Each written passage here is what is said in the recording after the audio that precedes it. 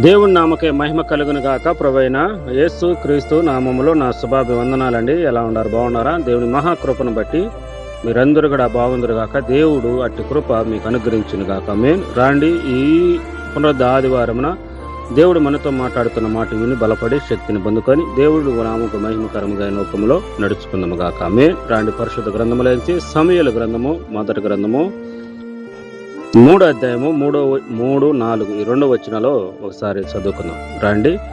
దీపము ఆరిపోక మునుపు సమూయేలు దేవుడు మందసము ఎదుట యెహోవా మందిరములో పడుకొని ఉండగా యెహోవా సమూయేలు అని పిలిచెను. అతడును చిత్తమును నేనున్నానని చెప్పాను. మహాపరిశుద్ధుడు అయిన ప్రేమ కలిగిన పరలోకమందున కన్న తండ్రి, కృప కలిగిన ప్రభా, దయగలిగిన యేసునికి వందనాలు, స్తుతులు స్తోత్రాలు చెల్లిస్తున్నాను నాయన. వాక్యం నీది, ఇంటని బిడలు నీవారు. వాక్యమని ఉదక స్థానంతో మమ్మల్ని అందరినీ సరిచేసి ఆత్మతో నింపమని నైనా, నీ కృప కాపుదల దయచమని, వాక్యమనే జీవాహారమును మాకు నేను వడ్డించమని నీ కృపతో జ్ఞాపం చేసుకొని బిడ్డలందరితో నాయనతో మాట్లాడి సరిచేసి నీ వాక్యానుసారమైన జీవితం మాకు అనుగ్రహించమని యేసు పరిశుద్ధ నామములో వేడుకుంటున్నాను తండ్రి. ఆమేన్. దేవుడి నామకే మహిమ కలుగును గాక. పరిశుద్ధమైన వాక్యంలో దేవుడు మనతో దేవుడు మనతో మాట్లాడుతున్న మాట ఏంటంటే, సమూయేలు ఆయన దీపము ఆరిపోక మునిపే సమూయేలు ఏం చేస్తానంటే దేవుడు మందసము ఎదుట దేవుని మందిరములో పడుకున్నాడు. దేవుని పిల్లరా, ఈరోజు అతడు దేవునిలో కాచుకొని కూర్చున్నాడు. మనం ఇతని చరిత్ర చూస్తే చిన్న పిల్లడప్పుడు వాళ్ళమ్మ ఆడ వదిలేసి వెళ్ళిపోతుంది. ఈరోజు మనము మందిరానికే వెళ్ళాలన్నా కానీ, బడికే వెళ్ళాలన్నా కానీ ఆ పిల్లోడిని బడికి ఇచ్చిపెట్టాలంటే క్యారని ఏడుస్తాడు. వాటికి బ్యాగ్ నిండాను ఈ చేతిలో ఆ చేతిలో కొనేటి తీసిచ్చినా కానీ అది దింపుతానే క్యారని ఏడుస్తాడు. ఎందుకంటే బడిలో నేను బాను అని ఏడుస్తాడు. మరి బ్యాగ్ నిండా తినేటివి ఉన్నా కానీ, ఈ చేతిలో ఆ చేతిలో తినేటివి ఉన్నా కానీ ఆ యొక్క బళ్ళకి పోవాలి. మళ్ళా ఏమంటే సంధ్యలకు గడ కాదు, మధ్యాహ్నకే మనం ఇంటికి వస్తాం. ఆ ఊర్లోనే ఎక్కడ దూరంగా గడ కాదు. ఆ పిల్లోళ్ళు అలాగా ఇప్పుడు అలాగా ఉన్నది జనరేషన్. అయితే అన్న అని ఆమె పాలు ఇడుస్తాని బడికి పంపించే టైంలో ఆమె దేవుని సన్నిధిలో ఇచ్చిపెట్టేస్తే ఆ పిల్లోడు అక్కడనే యెహోవా సన్నిధిలో ఆయనకు ముక్కున్నాడంట. అక్కడే ముక్కున్నాడు. ఆ చిన్న పిల్లోడికి ఆయన దేవుని గురించి ఎలా పెంచింది చూడండి. పాలిచ్చి పెంచినారో ఎలాగైతే దేవుని గురించి పాలు పోసి నూరినారని వాక్యం చాలా మంది చెప్తుంటారు ఈ లోకంలో శాస్త్రము. అలాగా పాలు పోయటంలో ఆమె వాక్యమును నూరు పోసింది. దేవుని పిల్లరా, అందుకని పాలు పోసి చిన్నప్పుడే నూరు పోసిందిరా మీ అమ్మకు ఇలాంటి అలవాట్లు ఏంటి అని చెప్తారు కదా. ఆమె అలాగనే వాక్యమును నూరు పోసింది. దేవుడి మీద అంత ఆ చిన్న బిడ్డకు అంత భక్తి నేర్పించింది. దేవుని పిల్లరా, అందువలనే ఆయన రాజులను అభిషేకించేదానికి దేవుడు ఆయన బలంగా వాడుకున్నాడు. ఇశ్రాయేలు యొక్క ప్రవర్తగా ఉన్నాడు. బైబిల్ గ్రంథంలో, ఈ కీర్తన గ్రంథంలో ఉంటుంది, సమూయేలును వాళ్ళ కోసమే ప్రార్థన చేసేవాడై ఉన్నాడు అని వాక్యము రాయబడినది. యేసు ప్రభు ఆయన దేవుడు అంత ఘనత ఆ యొక్క సమూయేలుకి ఇచ్చాడు. సమూయేలు అంటాడు, మీ నిమిత్తం నేను ప్రార్థన చేయకపోతే నేను పాపం చేసిన వాడిని అవుతాను అని సమూయేలు గ్రంథంలో మనం చూస్తాం. దేవుని ప్రియులారా, ఇంత భక్తి ఇంత జీవితం నీకు ఎలా వచ్చింది అంటే అతను చెప్పే మాట ఏంటంటే, నేను మా తల్లిదండ్రులతో ఆడుకోలేదయ్యా, మా స్నేహితులతో ఆడుకోలేదు, మా ఊరు గ్రామస్తుల్లో ఆడుకోలేదు. నేను నా జీవితం అంతా చిన్న బిడ్డలే, అప్పుడే నా దేవుడి సన్నిధిలో నేను గడుపుతున్నాను కనుకనే నాకు ఈ జ్ఞానము ఈ తెలివి నాకు వచ్చింది అని. దేవుని ప్రియులారా, ఈరోజు దేవుడి సన్నిధికి మనం పోవాలంటేనే మనకు ఎన్నో పనులు, ఎన్నో ఆటంకాలు, ఎన్నో ఇబ్బందులు, ఎన్నో కష్టాలు. మన దేవుడి బిడ్డలను కూడా తీసుకోవాలంటే తీసుకోబారు. బిడ్డలు ఇంటికాడ పెట్టేసేదో, లేకుంటే దేవుడి సన్నిధికి పోవాలి చాలా మంది ఉంటారు. లేకుండా అంటే తల్లిదండ్రులు దేవుడి మందిరంలో కూర్చుంటారు, బిడ్డలు బయట ఆడుకుంటా తిరుగుతా రోడ్లు ఎమ్మడుతూ ఉంటే గమ్మనుంటారు.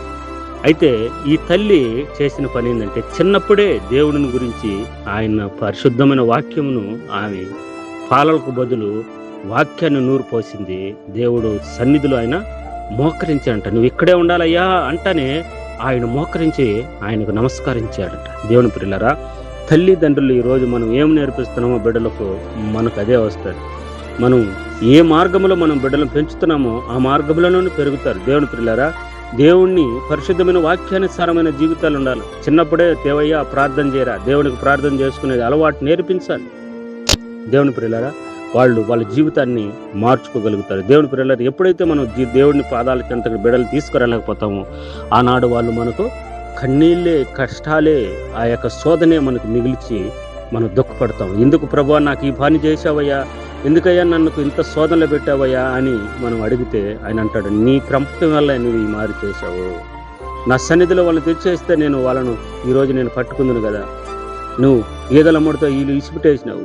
దేవుడి సన్నిధిలో ఆరాధన చేస్తుంటే నువ్వు ఈదలమ్మడితో ఇసిపెట్టేసినావు, రోడ్లమ్మడితో ఇసిపెట్టేసినావు. దేవుడి సన్నిధిలో నీవు బిడ్డను పెంచాలి కదని వాక్యము మనకు అడుగుతుంది. దేవుని ప్రియులారా, ఆమె ఎలా చేసిందంటే చిన్న బిడ్డప్పుడు, అందుకని దేవుడు మందిరములో పడుకొని ఉండగా దేవుడు ఆయనను కొనుక్కొని దేవుడు చావ చేసిన బిడ్డను వ్యర్థంగా ఇచ్చిపెట్ల. ఆయన వచ్చి దేవుడే సమయలు అని పిలిచాడు.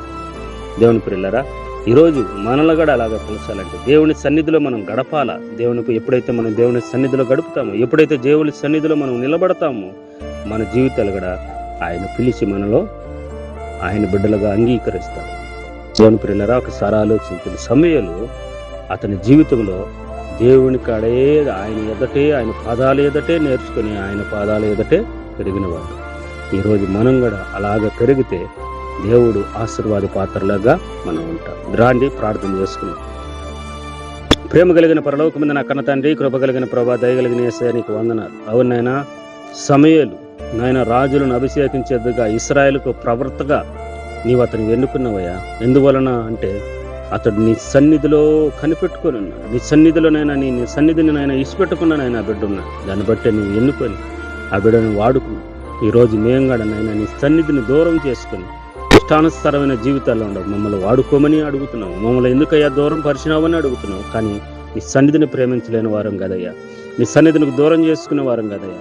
నీ కృపతో జ్ఞాపం చేసుకుని బిడ్డలందరినీ కూడా రక్షించి కాపాడు, కరుణించమని ప్రార్థన చేస్తూ మా దేశాన్ని రక్షించయ్యా. మా దేశాన్ని పరిపాలన చేస్తూ నాయకులకు తెలివిని, జ్ఞానమును, మారు మనసు రక్షణ దేశం ప్రేమ కలిగిన తండ్రి, ప్రపంచ దేశాలను రక్షించి ఇశ్రాయేలు దేశానికి రక్షణ దేశాలు, ఇస్లాంకి క్షేమాభివృద్ధి దేశం. ఈరోజు వివాహ దినాలు, పుట్టినరోజు పండుగలు జరుపుకునే బిడ్డలను దీవించి ఆశీర్వదించి, గర్భఫలము లేక అవమానాలు నిందలపడుతున్న వారికి మంచి గర్భఫలం అనుగ్రహించమని, ఈరోజు నేను ప్రయాణాలు చేస్తున్న సురస్థమైన ప్రయాణాలను అనుగ్రహించు. ఇక్కడ డ్రైవింగ్ చేసుకునే బిడ్డలకు నేను రాకపోకలేదు తోడుంచమని, ప్రతి స్థలమందు ఈరోజు ఆరాధన జరుగుతున్న ప్రతి స్థలమును నాయన నీ కన్ను దృష్టించి నాయన వాళ్ళ బాధలు, వాళ్ళ కష్టాలు, వాళ్ళ సమ్మను నాయన నువ్వు అందరి వాళ్ళ నుంచి విడుదల దయచేయమని, నీవే వాళ్ళ బిడ్డలను ఆదరించమని, సమయాలతో మాట్లాడినట్టు వాక్యముతో నీ బిడ్డలందరితో మాట్లాడమని ప్రార్థన చేస్తాను. దయ చూపించి రక్షించి కనికరించమని మా ప్రభువైన యేసుక్రీస్తు సర్వశక్తి కలిగిన నామములో ఈ ప్రార్థన మళ్ళీ అడిగి వేడుకొని పొందున్నాను పరలోకమైన నా కన్న తండ్రి, ఆమేన్. గర్దశ దేవుడు మిమ్మలను మీ కుటుంబాలను దేవుడు దీవించి ఆశీర్వదించునుగాక. ఆమేన్, ఆమేన్.